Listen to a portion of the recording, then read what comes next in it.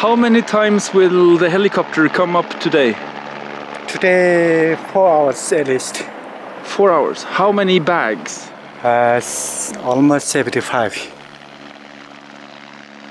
And each bag is 1 ton, or how much? Each bag 1 ton. Yeah, at least 1 ton. Yeah. 70 tons of stones. Yes. Ja, dette her jo kjempegreier. Det må jo være århundretsprosjekt, vil jeg tro. It is what it is.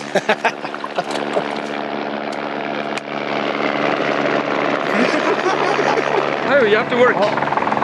They don't know where to fly.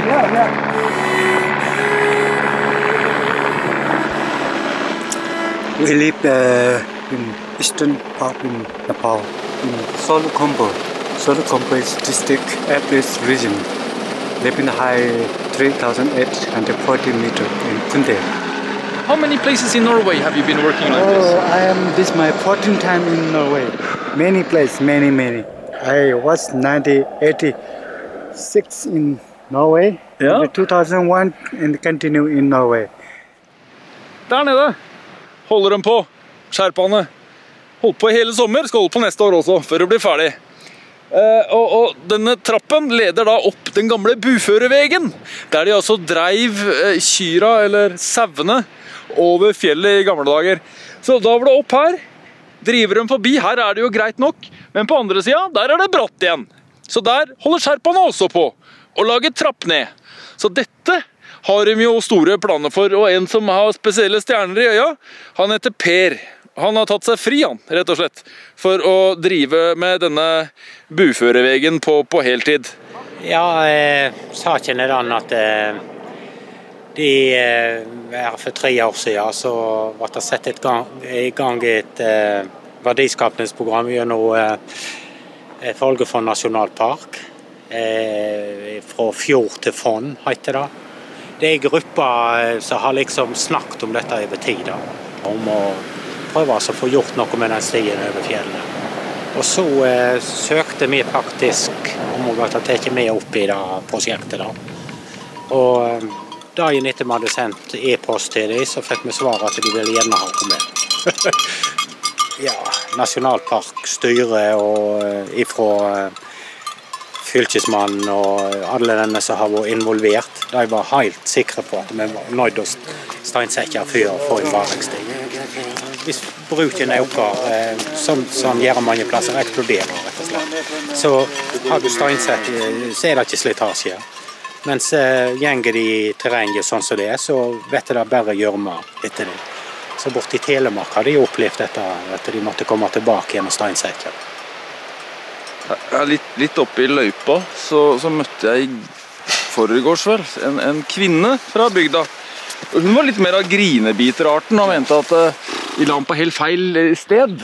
At hadde de bare lagt den der folk egentlig hadde gått før, da hadde det vært så kjapt jo. Ja, det kan vi godt si, men på grunn av skredene og skredforholdet her, så ble den lagt om. For de som bevilget penger og forvalterne, de sa da at de var ikke interessert i å legge en såpass dyr sti på et skredutsatt område, så gjerne kunne forsvinne etter noe av. Så derfor ble det lagt om. Det er ikke fordi at vi yngste da, sånn, men for å sikre veien over tid.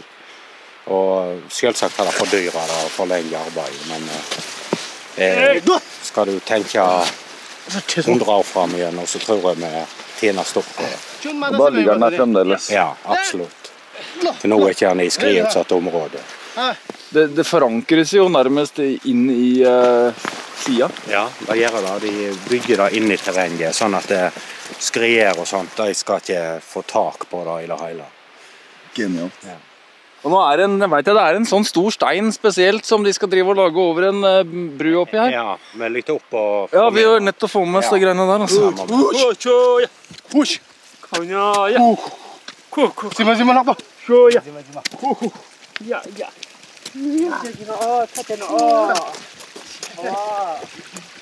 De er helt gærne.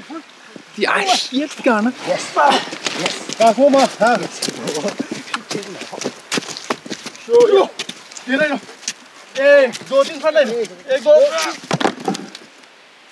How much did that stone weigh? 180. 180 kilo på ryggen. What does your back feel like now? That feels good. Very good. Yeah, very good. This is good medicine. When you feel pain in your back, you have to carry this. It recover you. And this is a drain for the water. That's what you're making now. Yeah. To have the water going nicely between the steps. Between two stone. Yeah. And the step not to destroy, not to damage the system. Nå har de I løpet av 1, 2, 3 skilt en stor skiferblokk I x antall deler, lagt et avløp så vannet kommer til å renne under brua på skifer, for her det til tider veldig mye vann som skal forbi. Ja, det kommer til å skje med stil I fremtiden.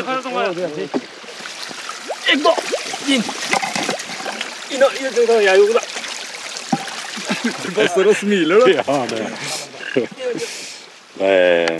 gjennomført og gjennomtenkt til noe tvil I det. Dette var ikke engang trappa da, bare underløpet under brua. Ja, sant. You have a dream? Yeah, just make my mother happy. That's my biggest dream. Yeah. What you miss is your mother and your yak meat. Yeah. And the hot chili and the hot almonds.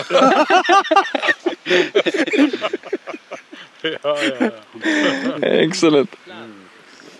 Our village is quite good to live, you know. On the season, we guide tourists. We guide for tourists. So you all do that? That is like the main occupation? Most of the Sherpas do that. Yeah. Have you been guiding Norwegians there? I have beginning expedition 1985, the Ananas, and then 2005 also. Becca Olupang and Oat, Italaisen, and the Eastern Isen.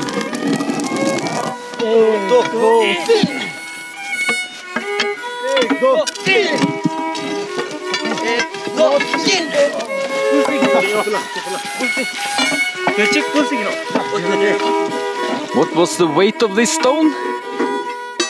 1150 kilo.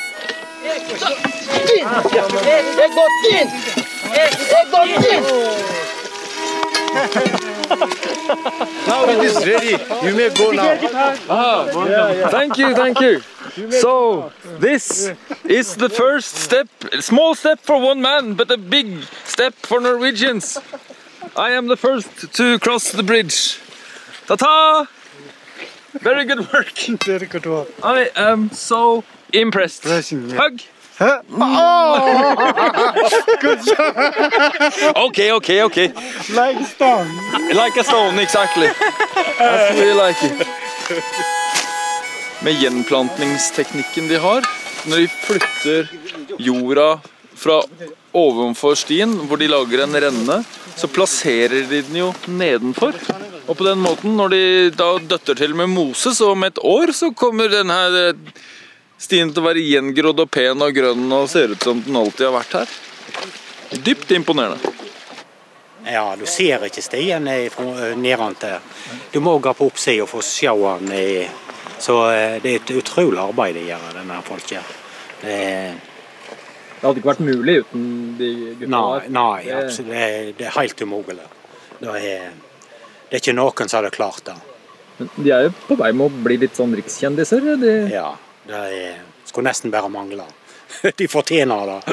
Det helt sikkert. Jeg har vært med dem nå I 6 uker, mye oppe I fjellet her.